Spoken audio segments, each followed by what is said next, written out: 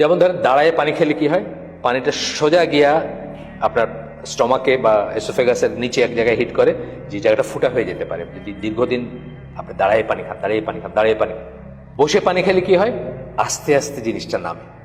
Squat করে পায়খানা করলে কি হয়, আপনার পায়খানাটা ক্লিয়ার হয়। কোমরে পায়খানা করলে সেটা হয় না। এই এক গ্লাস পানি খাওয়া এটা কোনো ব্যাপারই না, তাই না? পশ্চিমা ওয়ার্ল্ডে বা কোথাও এটা নিয়ে কি কেউ চিন্তা করে যে এক গ্লাস পানি কেমনে খাইলাম? আমাদের কিন্তু এখানেও চিন্তা করতে হবে যে এক গ্লাস পানি কিভাবে খাইতে হবে, কিভাবে খাইলে আল্লাহ সন্তুষ্ট হবেন, কিভাবে খাইলে রাসূলের কথা পালন করা হবে, এবং কিভাবে খাইলে সওয়াব হবে, কিভাবে খেলে গুনাহ হবে। ডান হাতে খাবো, বিসমিল্লাহ বলে খাবো, মন্দ মানে রয়ে রয়ে খাবো, গড়গড় করে না, হ্যাঁ আসে না, আদব আসে না, সুন্নাহ আসে না। এই কাজগুলো যদি আমি আল্লাহর কথা মনে রেখে, রাসূলের কথা মনে রেখে করি, এই প্রত্যেকটা কাজ ইবাদতের কাজ। উল্টাটা যদি না করি, বা হাতে খাইলাম, হাঁটতে হাঁটতে খাইলাম, দাঁড়ায় খাইলাম, বা একটা কিছু করলাম, বুঝছেন না, তাইলে কি ইবাদতের উল্টাটা নেগেটিভ যেটা সেটা হবে আমার। এটাই বলতেছেন সচেতনভাবে এইভাবে সম্পন্ন করতে হবে।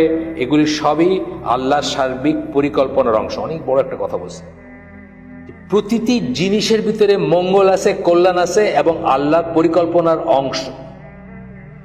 যেমন ধরেন দাঁড়ায় পানি খেলে কি হয়, পানিটা সোজা গিয়া আপনার স্টমাকে বা এসোফেগাসের নিচে এক জায়গায় হিট করে, যে জায়গাটা ফুটা হয়ে যেতে পারে যদি দীর্ঘদিন আপনি দাঁড়ায় পানি খান। বসে পানি খেলে কি হয়, আস্তে আস্তে জিনিসটা নামে, হিট করে না কোথাও গিয়ে, বুঝছেন? আস্তে আস্তে পানিটা ভেতরে যায়।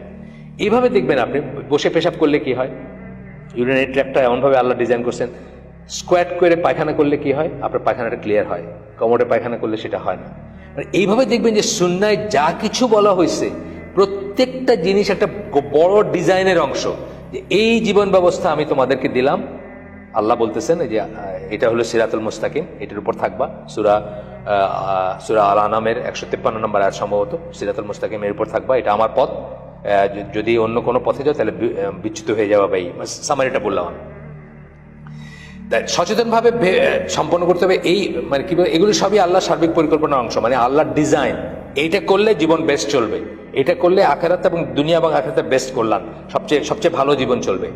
আচ্ছা, তা মানে ইসলাম আমাদের শিক্ষা দেয় যে প্রথমত মানব জীবনের বহুমাত্রিক কর্মকাণ্ডের সকল ক্ষেত্রে স্থায়ী ইবাদতই হচ্ছে জীবনের সত্যিকার অর্থ বা উদ্দেশ্য। সকল ক্ষেত্রে স্থায়ী ইবাদত মানে সকল ক্ষেত্রেই ইবাদতের চিন্তা করবেন আপনি, এবং সেই মতো জীবন যাপন করবেন। এটা হচ্ছে সত্যিকার অর্থ এবং উদ্দেশ্য। আপনার জীবনের অর্থ সেটা, উদ্দেশ্য সেটা, সকল ক্ষেত্রে।